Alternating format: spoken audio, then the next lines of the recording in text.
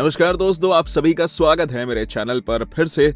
और आज मैं सेंटा क्लॉस बनकर आ गया हूँ आप सबके सामने, आपको एक गिफ्ट देने, एक ऐसे टॉपिक पर बात करने जो कि बहुत बार पूछा जाता है कमेंट्स में या फिर बहुत ज्यादा सर्च करा जाता है कि आखिरकार वॉइस ओवर आर्टिस्ट बनते कैसे। तो आज मैं आपको उन 7 स्टेप्स के बारे में बताऊंगा जिनको फॉलो करके आप गारंटीड वॉइस ओवर आर्टिस्ट बन सकते हैं। गारंटीड वॉइस ओवर आर्टिस्ट का मतलब है कि भाई वो जो 7 स्टेप्स हैं आपने सिंसियरली फॉलो करे हों। अगर उनको आप मिस कर रहे हैं कोई गारंटी नहीं है। और देखिए, मेहनत तो आपको करनी ही पड़ेगी। मैं कितनी भी गारंटी दे दूं बट मेहनत के बिना वॉइस ओवर आर्टिस्ट बनना पॉसिबल नहीं। तो चलिए एटलीस्ट उन 7 स्टेप्स को तो जाने ताकि आप अवेयर तो रहें कि वॉइस ओवर आर्टिस्ट बनना कैसे है। तो स्टार्ट करें फिर। आइए हम चलते हैं पहले पॉइंट की तरफ। तो हमारा पहला पॉइंट है, आपने सबसे पहले घबराना नहीं है। जोक्स अपार्ट, इसका मतलब ये है कि फर्स्ट ऑफ ऑल जब आप वॉइस ओवर आर्टिस्ट बनने के बारे में सोच रहे हैं तो आपको ये नहीं सोचना कि यार ये मैं बन पाऊंगा या नहीं बन पाऊंगा, ये हो पाएगा या नहीं हो पाएगा। आपको सीधा एंड डेस्टिनेशन के बारे में नहीं सोचना। आपको जो पूरा रास्ता है, जो पूरा पाथ है, उसको एंजॉय करना है। ये पूरे प्रोसेस को एंजॉय करना है। क्योंकि अगर आपने इसको एज अ काम लिया या एज अ बस ये लिया कि यार मुझे वॉइस ओवर आर्टिस्ट बनना है, नहीं हो पाएगा। आपको इस पूरे प्रोसेस को एंजॉय करना पड़ेगा। तो सबसे पहला स्टेप यही है कि आपको वो सोच, अपनी डर निकालना पड़ेगा अपने मन से कि मैं बनूंगा या नहीं बनूंगा। ये आप पहले मत सोचिएगा। ये था हमारा सिंपल सा पहला स्टेप, घबराना नहीं। अब आते हैं हमारे दूसरे मेन स्टेप पे जो कि पूछता है व्हाई। यस, ये वाई ही एक इकलौती ऐसी चीज है जो कि बेस क्रिएट करती है आपके वॉइस ओवर करियर का। आप वॉइस ओवर आर्टिस्ट क्यों बनना चाहते हैं? क्या आप भी उन सैकड़ों लोगों में से हैं जो कि वॉइस ओवर आर्टिस्ट इसलिए बनना चाहते हैं क्योंकि उनके दोस्तों ने, उनके कलीग्स ने कभी उनको ये कह दिया था कि वाह यार तुम्हारी आवाज तो बहुत बढ़िया है, तुम्हें अपनी आवाज से कुछ करना चाहिए या तुम्हें वॉइस ओवर आर्टिस्ट बनना चाहिए। अगर आप भी उनमें से हैं तो I am not so sure कि ये आपके लिए सही करियर होगा या नहीं, बिकॉज ये आपके अंदर से नहीं आया। ये तो किसी ने कहा तो आपको लगा कि हाँ ये हो सकता है। आई एम नॉट सेइंग कि अगर किसी ने कह दिया तो आप अच्छे आर्टिस्ट नहीं बन सकते, आप बन सकते हैं, बट वो एक सोल रीजन नहीं होना चाहिए। जैसे मैं वॉइस ओवर आर्टिस्ट इसलिए बना था क्योंकि बचपन से ही, सिंस चाइल्डहुड, मैं अपने स्कूल में एक्टिविटीज में पार्टिसिपेट करता था, लाइक डिबेट, रीडिंग।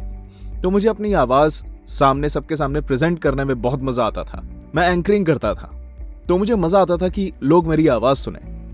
उसके बाद मुझे उसका चस्का चढ़ गया था कि मैंने बहुत रिसर्च करा कि ये करते कैसे हैं और ये होता क्या है। तब मुझे पता चला इसे वॉइस ओवर्स कहते हैं।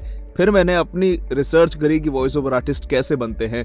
तब जाके, यानी ये सिलसिला आज से कुछ 10, 11, 12 साल पहले शुरू हुआ था।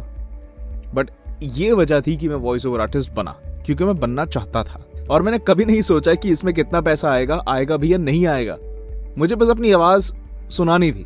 मुझे पता था मेरी आवाज ठीक है, मैं इससे कुछ अच्छा कर सकता।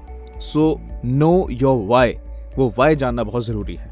और अगर आप इसलिए वॉइस ओवर आर्टिस्ट बनना चाहते हैं क्योंकि ये इन ट्रेंड है, बहुत सारे लोग अब वॉइस ओवर करते हैं, तो नहीं, उस तरह से आप वॉइस ओवर आर्टिस्ट नहीं बन सकते।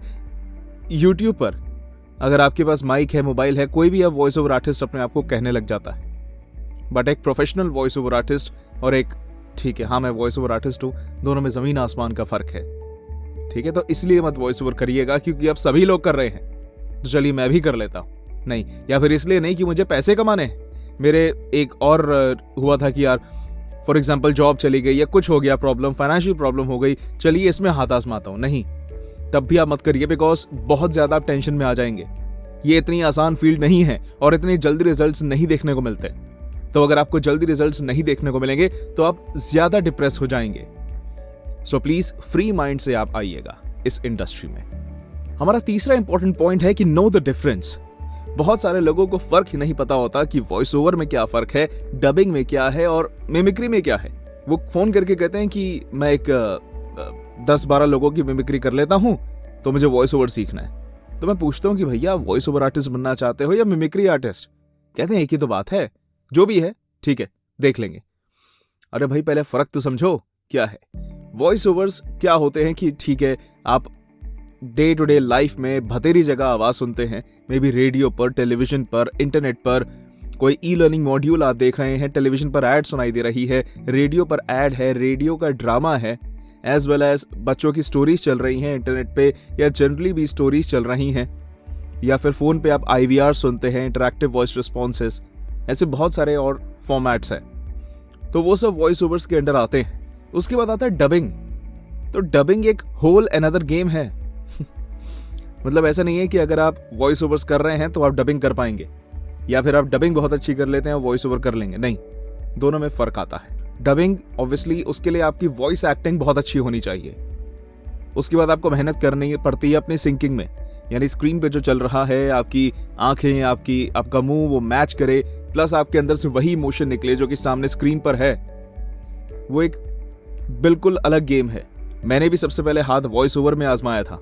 जब वॉइस ओवर करने लग गया, उसके बाद धीरे धीरे I started doing dubbing as well.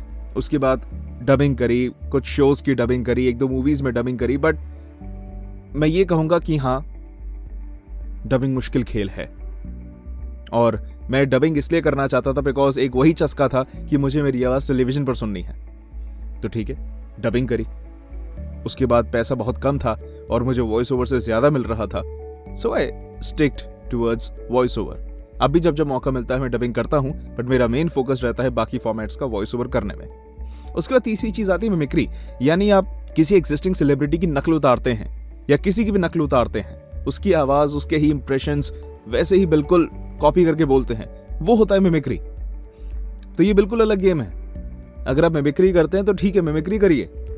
उसमें अलग प्रोजेक्ट्स आते हैं कि आपके पास कोई ऐसा आर्टिस्ट है जो शाहरुख खान, संजय दत्त, मोदी जी की मिमिक्री कर लेगा, ठीक है, आएंगे। बट इसका मतलब ये नहीं है कि आप वॉइस ओवर्स और डबिंग कर लेंगे। तो आप पहले समझिए आपको करना क्या है, नो द डिफरेंस। उसके बाद चौथा पॉइंट आता है टेक फॉर्मल ट्रेनिंग।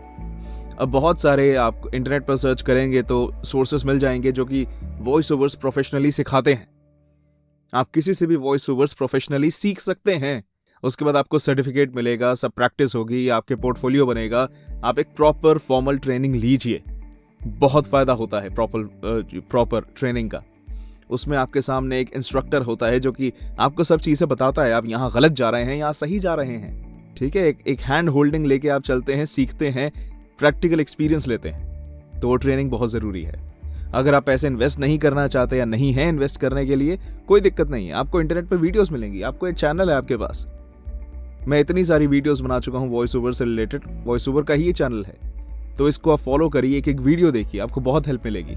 तो जहां पे आपको मौका मिले आप फॉर्मल ट्रेनिंग ले सकते हैं। हमारा पांचवा सबसे इंपॉर्टेंट पॉइंट है वर्क ऑन योर आर्ट। ठीक, मान लीजिए अब आपने ट्रेनिंग भी ले ली या आपने वीडियोस भी देख ली, उसके बाद क्या? ऐसा तो है नहीं कि आपने वीडियोस देख लिया, ट्रेनिंग ले लिया, वॉइस ओवर आर्टिस्ट बन गए, नहीं।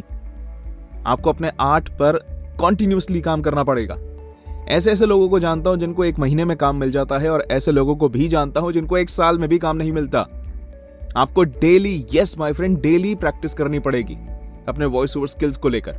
आप एक एथलीट को ले लीजिए या जो कोई स्पोर्ट्स खेलता हो, ऐसा तो है नहीं कि चलिए आज एक बार थोड़ा सा खेल के देखते हैं, अगले हफ्ते देखेंगे बाकी, नहीं। डेली प्रैक्टिस करेगी चाहिए एक अच्छा वॉइस ओवर आर्टिस्ट बनने के लिए।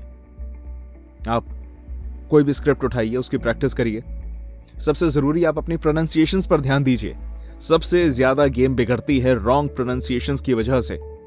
तो किसी ऐसे इंसान को सुनाइए जिनकी प्रोनाउंसिएशन आपसे बेहतर है, ठीक है, आपको पिन पॉइंट कर सके यहां आप गलत बोल रहे हैं। उसके बाद आप काम करिए आपकी मॉड्यूलेशंस पे, आपके इमोशंस पे, अपने आप को शेल से बाहर निकालिए, अपने कंफर्ट जोन से बाहर आइए, एक्टिंग करके देखिए, ठीक है। कोई भी एक्सप्रेशन दिया जाए आपको, सैडनेस का, हैप्पीनेस का, एंगर का, उसको उसी तरह परफॉर्म करिए। आप टेलीविजन पर एड्स देखिए या फिर वॉइस ओवर्स को सुनिए, वो जिस तरह से बोल रहे हैं उसको वैसे ही बोलने की कोशिश करिए। Initially try to copy them. आप कंफर्ट जोन से बाहर आएंगे। बहुत जरूरी है अपने आर्ट पे काम करना डेली डेली डेली, तब जाके आप इंप्रूव होंगे। और आप आज जो प्रैक्टिस करेंगे और 30वें दिन जो प्रैक्टिस करेंगे, माइंड इट माय फ्रेंड्स, बहुत फर्क होगा उसमें। सो एक भी दिन प्रैक्टिस मत छोड़िएगा, स्क्रिप्ट्स की कोई कमी नहीं है। उसके बाद इंपॉर्टेंट पॉइंट आता है पोर्टफोलियो बनाने का। अब अगर आपने फॉर्मल ट्रेनिंग ली है तो उसमें पोर्टफोलियो मान लीजिए इंक्लूडेड है, आपका पोर्टफोलियो बन गया। पोर्टफोलियो से मेरा क्या मतलब है कि आपके ऑडियो सैंपल्स बन गए, आपके वो MP3 फाइल्स आपके पास हैं जो कि आप आगे स्टूडियोज में सेंड कर सकते हैं काम ढूंढने के लिए। पर अगर आपका पोर्टफोलियो इंक्लूडेड नहीं है उसमें, आप मान लीजिए खुद से सर्च करके या खुद से सीख रहे हैं, तो एंड आपका यही आता है कि एंड काम जो आपको करना है, आपको अपना पोर्टफोलियो बनाना है। अब पोर्टफोलियो भी आप 2 तरीके से बनाइएगा। फर्स्ट ऑफ ऑल, आपको पोर्टफोलियो में क्या करना है, आप मान लीजिए आपको लगता है प्रैक्टिस के दौरान ये जॉनर्स आपके अच्छे हैं, e-learning, commercial, story telling, IVR। आप इन 4-5 फॉर्मेट्स को पकड़िए। 2 लैंग्वेज में आप करते हैं, इंग्लिश, हिंदी, जो सभी की एक स्क्रिप्ट बनाइए। मान लीजिए 5 फॉर्मेट आपको आते हैं, इंग्लिश, हिंदी, तो यानी 10 स्क्रिप्ट्स आपके पास होनी चाहिए। उन 10 स्क्रिप्ट्स को अच्छे से प्रैक्टिस करके जाइए। आपके आसपास बहुत सारे साउंड स्टूडियोज होंगे, उनको कॉन्टैक्ट करिए। जहां से भी आपको बेस्ट प्राइस मिले, वो आपको पर आवर चार्जेस पे अपना स्टूडियो देते हैं। मान लीजिए आजकल एवरेज रेट है 1000 रुपीज, तो आपने 1000 रुपए उनको देंगे 1 घंटे के लिए, स्टूडियो आपका, साथ में इंजीनियर भी है। आप 1 घंटे में वो ऑडियो रिकॉर्डिंग्स करिए, वो प्रॉपर एडिट करके आपको MP3 फाइल्स बना के देंगे। अगर 1 घंटे से ज्यादा लग जाता है तो 2 घंटे का पे करेंगे आप। एक तो ये करिए, एज वेल एज आप मान लीजिए अपना घर पे स्टूडियो बनाते हैं, आप कोई माइक खरीदते हैं, USB माइक आप लेते हैं, सेम वो सैंपल्स आप USB माइक से भी बनाइए। क्योंकि ऐसा तो है नहीं कि क्लाइंट का काम आया, आपने उसको स्टूडियो वाले सैंपल्स भेजे, काम कर रहे हैं अपने माइक से, वो कहेगा भाई क्या मतलब, दिखाया क्या, दिया क्या, ऐसा नहीं हो सकता। अगर आप वो सैंपल भेज रहे हैं स्टूडियो वाले, तो अगर किसी क्लाइंट का काम आता है, आपको स्टूडियो में ही करना है। अगर आप अपने माइक वाले सैंपल दे रहे हैं तो अपने माइक से कर सकते हैं, वो सेटिस्फाइड होगा उस क्वालिटी से। तो इस तरह से आपको अपना पोर्टफोलियो बनाना है। अब हमारा लास्ट स्टेप आता है कि काम ढूंढना स्टार्ट करिए। मैंने अलग से वीडियोस बना रखी हैं कि आप काम कहां से ढूंढ सकते हैं। ये सबसे इंपॉर्टेंट स्टेप आता है आगे अपना करियर बढ़ाने के लिए।